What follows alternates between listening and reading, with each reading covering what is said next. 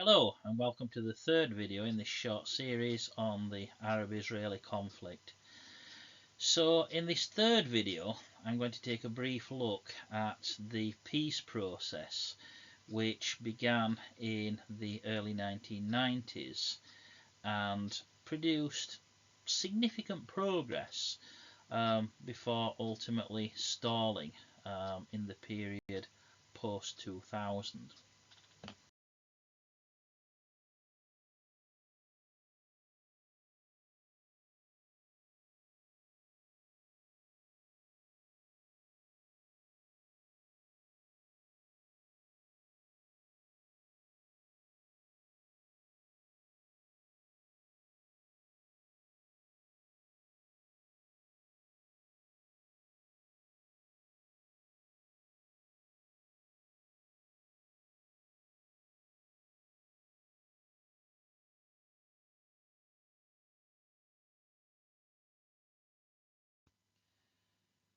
So in the late 1980s, on the surface, um, the conflict looked as intractable as ever. The first Intifada was still very much ongoing, um, but there were political developments, particularly on the Palestinian side, which meant that moves towards starting a peace process became more viable.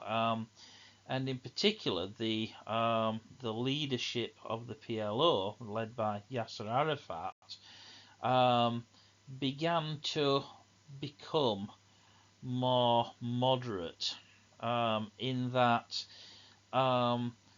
they started to think more in terms of making an agreement with the Israelis as the best route forward towards potentially securing a future Palestinian state. They began to kind of recognize that decades of conflict had really failed to produce any progress on this, and so there was a new willingness to try a different route, based on the possibility of negotiation with the Israelis, which was a major departure because in the past this was something that the PLO, the Palestinians, the Palestinian leadership had refused to countenance. So this was quite a major shift in the PLO's position. And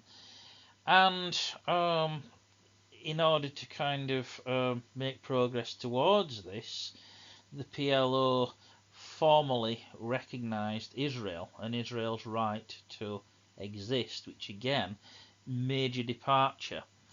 And along with accepting Israel's right to exist, an acceptance of the 1947 UN partition plan. So again, back in 1947, of course, the Palestinians and the other Arab states, for that matter, had refused to accept the legitimacy of an Israeli state at all. They refused to accept the UN partition plan. They had claimed the right to the whole of the territory. So this is a major departure from that previous position.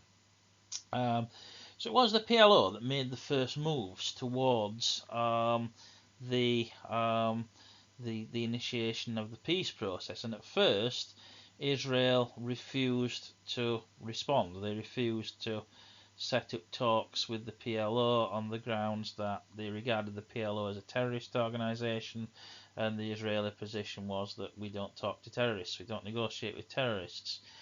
But the Israeli government was placed under increasing pressure by the US, and particularly by the incoming Bush administration, which took office in 1989, the Israelis were coming under increasing pressure from the US and the Bush administration to actually engage in peace talks with the PLO.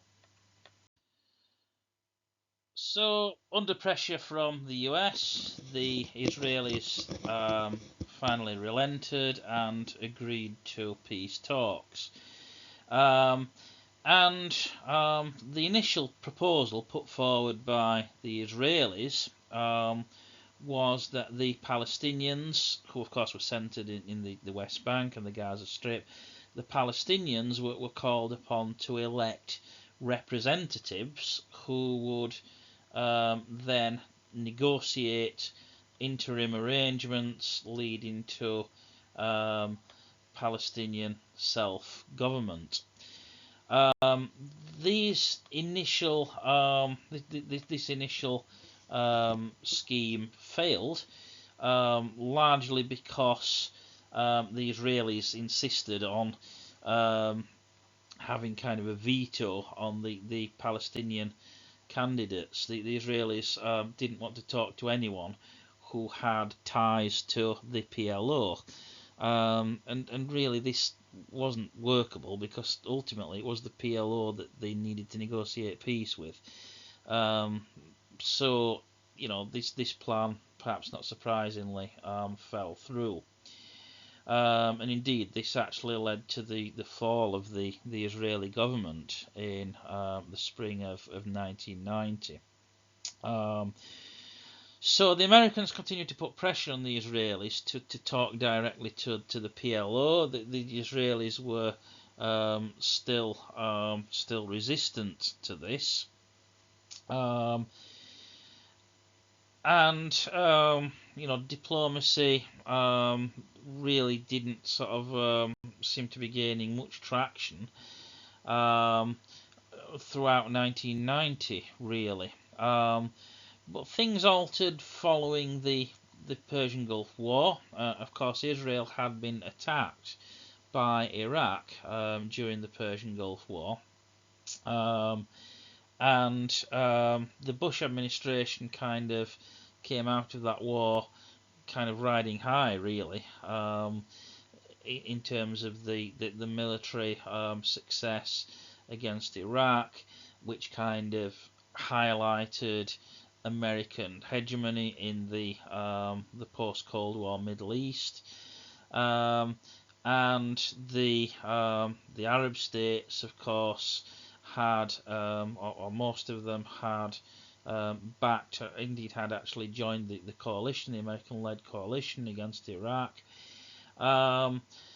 So the US kind of had assumed this role of leader in the Middle East, with the strong backing of most of the Arab states, and this kind of led to the Arab states having considerable influence with the Bush administration, and they kind of pressured the Bush administration to continue putting pressure on the Israelis to move forward with peace talks. So in kind of the summer of 1990, the US kind of succeeded in getting both sides, really, the Israelis and the Palestinian side, to kind of reach some compromises in terms of selecting representatives to talk to one another and so on. And an agreement was reached that a peace conference would be held in which the Palestinians would be represented by delegates of their own, but also by representatives from Jordan as well. So the Israelis again were put under a significant amount of pressure to agree to these terms, and ultimately the Israelis were quite dependent on on US military technology and supply of arms and so on, and also on loans from the US. And the US kind of used this as leverage to try to get the Israelis to the negotiating table, and ultimately they succeeded. So all of this led to the Madrid Conference of 1991, which of course was hosted by Spain, but was also co-sponsored by the USA and the USSR as well. Of course, the USSR still existed at this point. It collapsed at the end of 1991, but it was in the summer of 91 was still kind of seen as one of the major powers. Besides this backing by the major powers, 3 Arab states were represented at the conference: Jordan, Lebanon, and Syria, and the Palestinians themselves were represented by a joint Jordanian-Palestinian delegation. So following this initial conference in Madrid, there were several further rounds of talks held in Washington and in Moscow, and at the same time, behind the scenes, there were secret talks ongoing between the PLO and the Israeli government. So again, this wasn't official at the time, but these talks were going on behind the scenes, and this led in 1993 to the PLO and Israel formally recognizing each other. And ultimately, all of this bore fruit in the shape of a formal agreement, or in fact 2 formal agreements, the Oslo Accords of 93 and 95. So the first Oslo Agreement was the Declaration of General Principles in 1993. So again, represented very important progress in terms of the acceptance by both sides of some general principles. In particular, an agreement that Israeli military forces would withdraw from the Gaza Strip and the West Bank.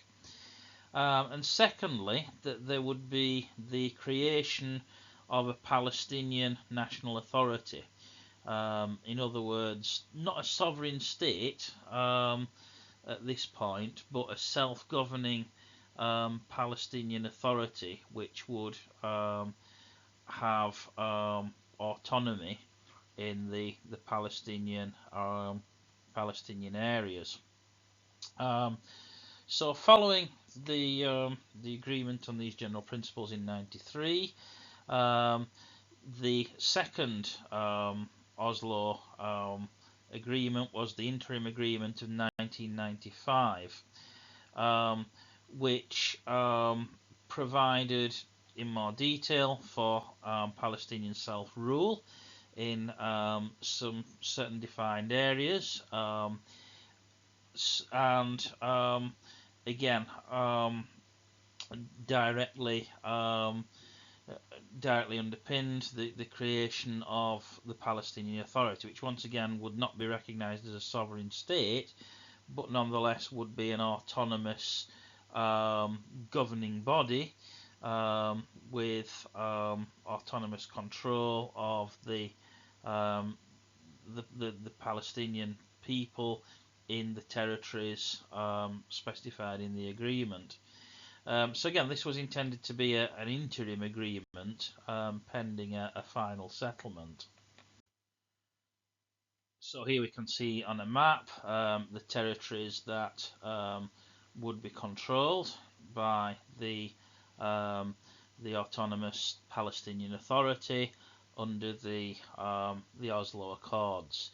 And once again, it's important to remember that this was very much intended to be an interim agreement, and this was to be followed by a more permanent settlement. So by this point, hopes were high that a final settlement could be reached between the two sides, which would put a final end to the conflict. And so when the two sides met at the Camp David summit in July of 2000, so hosted in the US by Bill Clinton, hopes were very high around this meeting in the summer of 2000 that this would be the moment when a final agreement was reached and the conflict would finally be brought to an end. Unfortunately, it didn't work out because the differences between the two sides just proved to be too great to be reconcilable. They were not able to reach agreement on a wide range of issues, but in particular the status of East Jerusalem. Of course, Israel claiming Jerusalem, as the whole of Jerusalem, as their capital, which was not in accordance with the original partition plan drawn up by the UN back in 1948, and an inability to reach an agreement on the status of East Jerusalem, as well as a number of other issues, led to the breakdown of the talks, which ended unfortunately without agreement. And unfortunately, this turned out to be the major turning point when the peace process really stalled. Following this failure to reach agreement, tensions unfortunately began to rise again.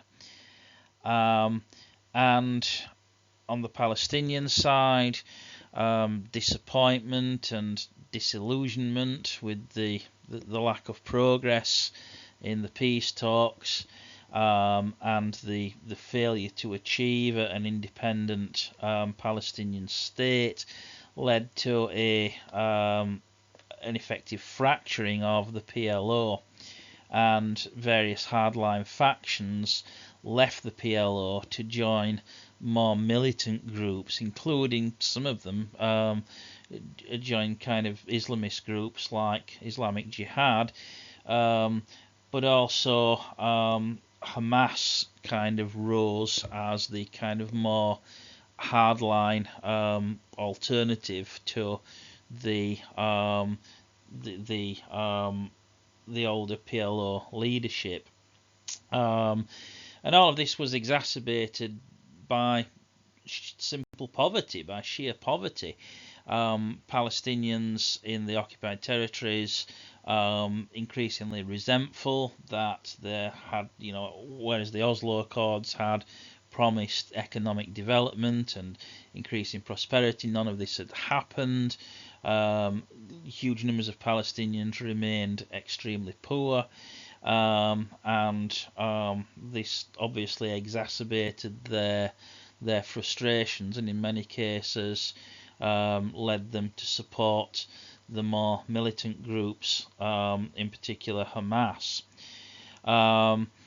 And this was kind of compounded by the Israeli refusal to stop expanding settlements in the occupied territories. Although the Israelis did refrain from founding any new settlements, they continued to expand the existing ones, which again was yet another source of increasing Palestinian anger and disillusionment with the peace process, and a feeling that the Israelis were not keeping to their side of the bargain, and not to be trusted. So these rising tensions and rising anger among Palestinians led ultimately to the outbreak of the Second Intifada, or Palestinian uprising. And again, the root causes of that had kind of spanned several months, but the immediate spark was provided by a visit to the Temple Mount by the leader of the Israeli opposition, Ariel Sharon. And of course, if you know anything about the history and sort of religious context, the Temple Mount is an extremely sensitive site because of its religious significance to both Jews and Muslims. And Sharon's visit to again what is the holiest site in Judaism, but also the third holiest site in Islam, was seen as highly provocative by Muslim Palestinians, and Sharon knew that it was provocative. His motive for this, what we could say was a political stunt. Ultimately, it was politically motivated, and his Sharon's motive ultimately was to try to score political points over his political rivals. But this again, this action was seen as highly provocative by Muslim Palestinians and led to rioting. The rioting was put down quite brutally by Israeli troops, and this sparked off a sequence of events which led to a kind of more general uprising among the Palestinians, and fighting which intensified over the coming days and weeks. So the Second Intifada saw a high degree of violence from both sides. Palestinian tactics centering around what could be called terrorist actions. Again, you know, whether you define something as terrorism or guerrilla warfare depends on your point of view. But tactics including things like suicide bombings and rocket attacks, as well as things like attacks with small arms, snipers, and so on, often on civilians.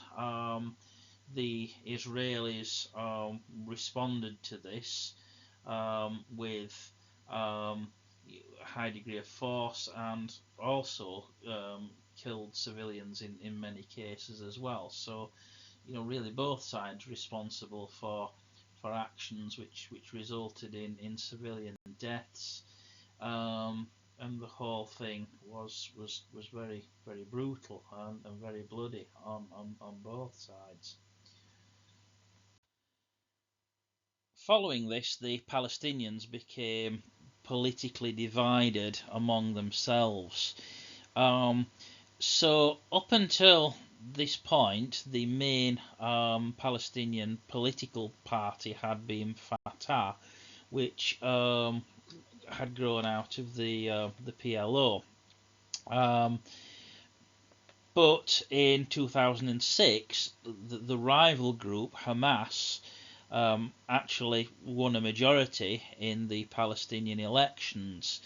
However, Fatah did not accept this, and this led to a split between the two groups and a de facto division of territory between them.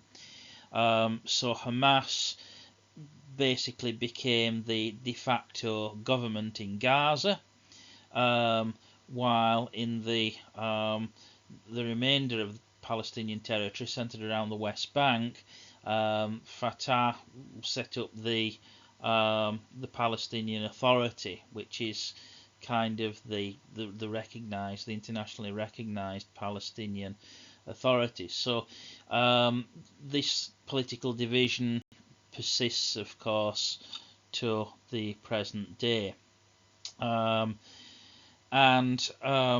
conflict between Hamas in Gaza and the Israelis intensified from this point onwards, which was the beginning of the sequence of events that led us to where we are today.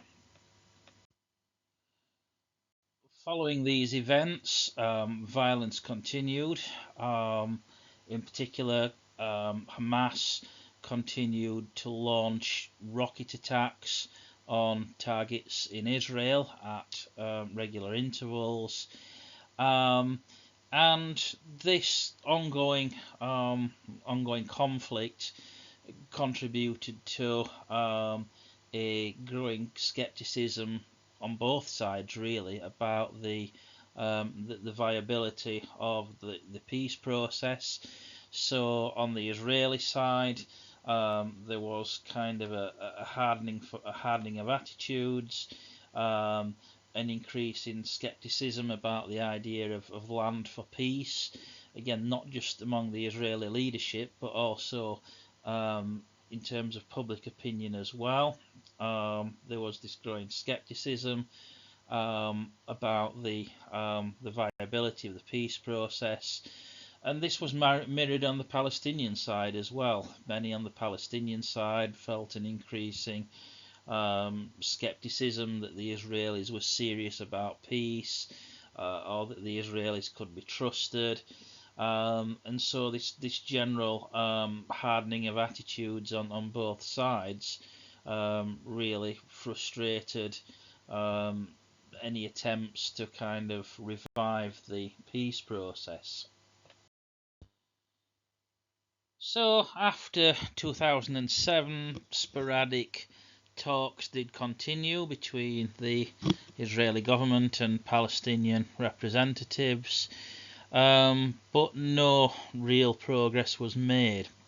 In 2009, Benjamin Netanyahu, the Israeli Prime Minister, did indicate a willingness to accept in principle the idea of a Palestinian sovereign state at some point in the future, but attached so many conditions to this that were completely unacceptable to the Palestinians. From 2010, the Obama administration pushed to try to revive the peace process, and indeed further talks did take place in 2010 to 11 and 2013 to 14, but those talks didn't really go anywhere, and the peace process remained essentially stalled in practice. So that brings us almost up to date with the situation prior to the outbreak of the current round of violence in the autumn of 2023.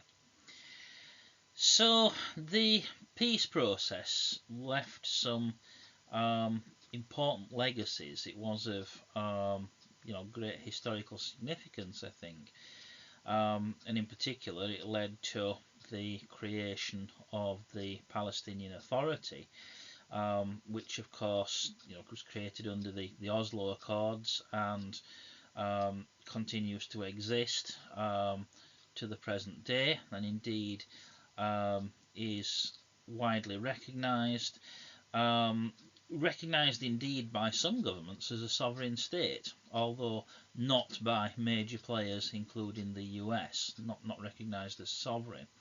But even those states which don't recognise it as sovereign still kind of recognise the Palestinian Authority as a the voice of the Palestinians, as as the representative of the Palestinian people. Of course, the reality is that the Palestinian Authority doesn't have de facto control over all of the Palestinian territories or all of the Palestinian people, because of course in Gaza, Hamas has been the effective government for a decade and a half now, going on for 2 decades now, in fact. So there is this this de facto division, political division among the Palestinians. But nonetheless, I think the creation of a Palestinian Authority was an important historical moment, and the agreement by the Israelis and the PLO at the time, the agreement to kind of recognise one another, did represent a very important step forward. Unfortunately, the final settlement, which was envisaged under the Oslo Accords, didn't come to pass, with kind of the failure of the Camp David summit and subsequent events. The final settlement was not reached, and in that sense, the peace process ended in failure. It did achieve some important milestones, but it didn't achieve the end goal. And I think that's a great tragedy. I think there was a moment in history when the opportunity to bring a permanent end to the conflict did appear to be maybe within sight. And the the loss of that opportunity, I think, is an enormous tragedy. And certainly, in light of recent events, it seems difficult to envisage how the peace process might be restarted at any time in the near future. But nonetheless, it did perhaps show what might be possible, and what might be possible again, maybe one day, probably not in the immediate future, but maybe one day the peace process can be restarted, and maybe next time it will have produced better results. We can but hope. So the next video will bring us up to date on the most recent round of events, the conflict which began, of course, in the autumn of 2003, and which led to the ongoing situation in Gaza. So that will be the topic of the final video in this short series. Thanks for watching, and I'll see you in the next video.